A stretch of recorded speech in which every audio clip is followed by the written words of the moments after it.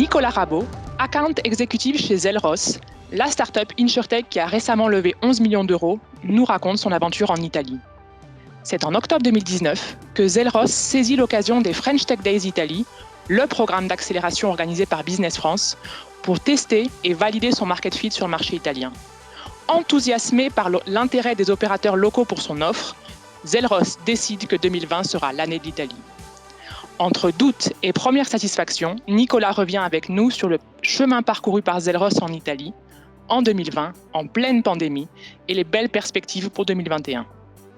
Bonjour, je suis Nicolas Rabot, je suis responsable du développement Zelros en Italie, une entreprise française qui développons un logiciel basé sur l'intelligence artificielle pour aider les assureurs à offrir une expérience plus personnalisée et une meilleure expérience à leurs clients.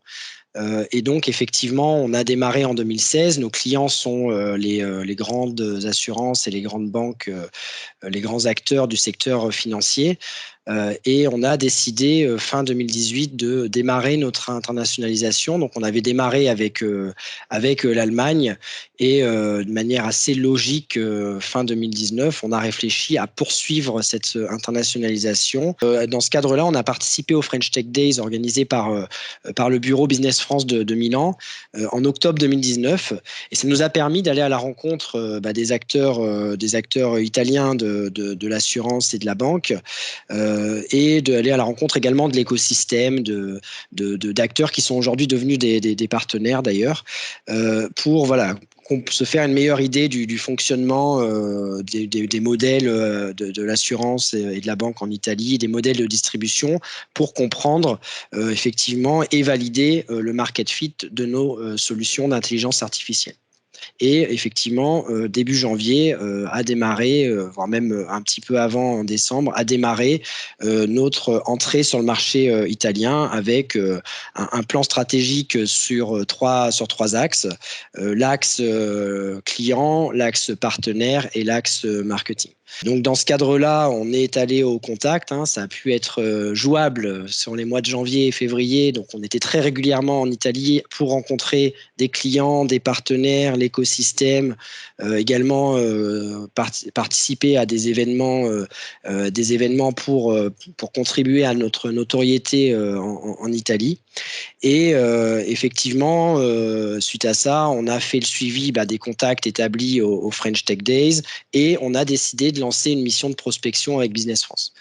Ça nous a permis sur le premier semestre déjà de travailler de suivre des opportunités clients avec des grands groupes bancaires, avec des grands groupes assurantiels italiens et avec des acteurs de plus petite taille.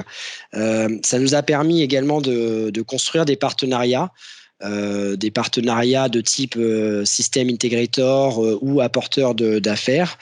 Et ça a permis également, après l'été, d'aboutir à l'ouverture de notre bureau à Milan. 2021 est vraiment l'année d'accélération où on voit la concrétisation finalement de l'aboutissement de tous ces efforts. On est en train de démarrer notre premier projet. On est sur des cycles de vente assez longs. C'est de la vente B2B de software as a service, donc qui implique des transformations assez lourdes chez nos clients. Mais effectivement, on voit que les choses bougent, on commence à accompagner certains clients italiens dans leurs projets, dans leurs ambitions de transformation digitale. Et voilà, on est très heureux du chemin parcouru.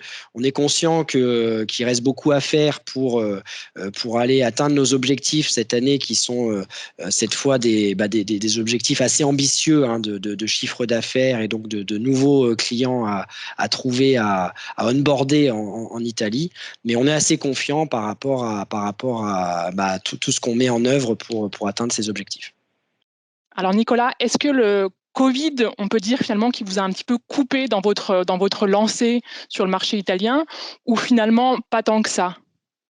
Ça serait vous mentir que vous dire que le Covid n'a pas eu d'impact sur notre développement en Italie. Très clairement, il y a eu une phase un peu de doute au mois de mars, d'adaptation pour tout le monde, y compris en Italie, et puis à plus forte raison en Italie, d'ailleurs en Lombardie, qui était notre bastion principal. Pour autant, on a quand même réussi, une fois cette phase un peu de turbulence passée, on a réussi à continuer à suivre des opportunités, à garder le contact avec nos prospects, avec l'écosystème, avec nos partenaires. On en a profité pour construire des partenariats stratégiques. Et maintenant que tout le monde quelque part est un peu plus habitué à ce new normal, on arrive à distance, à construire la relation.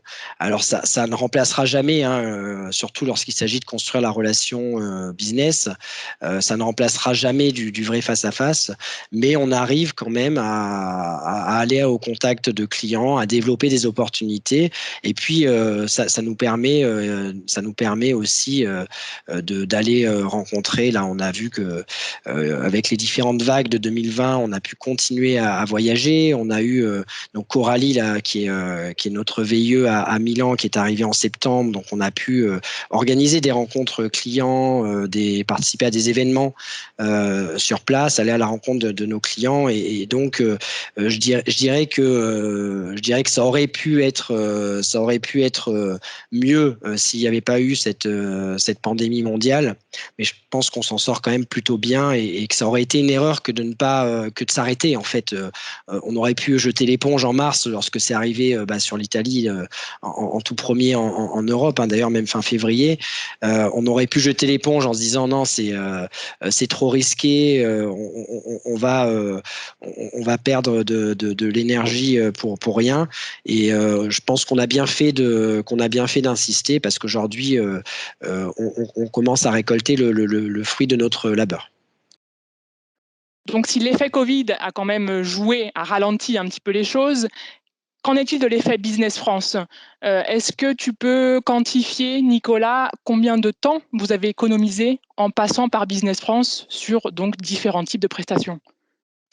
Alors oui, c'est assez difficile de répondre à cette question, et de quantifier le temps précis que ça nous a fait gagner. Ce qui est évident, c'est que le support de Business France a été déterminant. On a fait appel à Business France à plusieurs reprises. En amont, pour les French Tech Days en octobre 2019, ça nous a permis en une journée, en 2 jours, à rencontrer beaucoup d'acteurs, que ce soit des prospects, des partenaires, l'écosystème, et donc de très rapidement se faire une bonne idée, une première idée du marché italien. Donc là, clairement, on a gagné beaucoup de temps. Ça, c'est la première action qu'on a conduite en partenariat avec Business France. Ensuite, on a décidé de lancer une mission de prospection avec Business France, et là aussi, la difficulté qu'on avait, même si la langue, le fait de parler anglais permet de développer des relations commerciales, c'est souvent insuffisant pour prospecter. Et donc la mission de prospection qui a été confiée à Business France dès le mois d'avril nous a permis de générer des leads, d'aller à la rencontre de nouveaux prospects, et puis de se nourrir aussi de ces interactions pour affiner notre compréhension du marché. Donc là aussi, ça a été déterminant. C'est ce qui a permis, surtout pendant la période de confinement qu'on connaissait en Europe, entre avril et juin, d'aller à la rencontre de clients de manière virtuelle, chose qui aurait été extrêmement difficile par de la prospection depuis Paris. En langue anglaise, et sans la connaissance plus fine que peut avoir Business France du marché et des contacts, tout simplement. Donc ça, cette deuxième action, elle a été déterminante.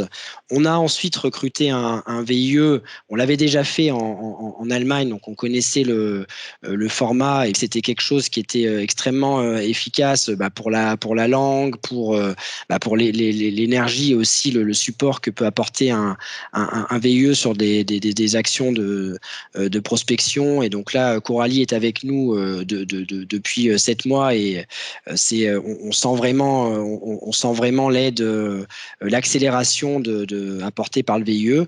Et enfin, le support qu'on a actuellement de la part de Business France sur nos actions de communication qui nous permettent d'affiner les messages pour les adapter à la culture italienne. Et là aussi, on voit qu'on gagne en impact et qu'on a des actions qui sont plus déterminantes. Donc, clairement, on a gagné beaucoup de temps. Te dire, Lucie, combien de temps on a gagné, c'est difficile. Et donc, Coralie, toi, comment ça se passe, ton démarrage chez Zellros en tant que VIE? Écoutez, ça se passe très très bien. Moi, j'ai commencé, comme Nicolas l'a dit, il y a 7 mois. Et mon rôle, c'est d'ouvrir le marché en Italie, bien sûr, en équipe avec Nicolas. Et ça se passe très bien. Je suis basée à Milan, au village Vaisea.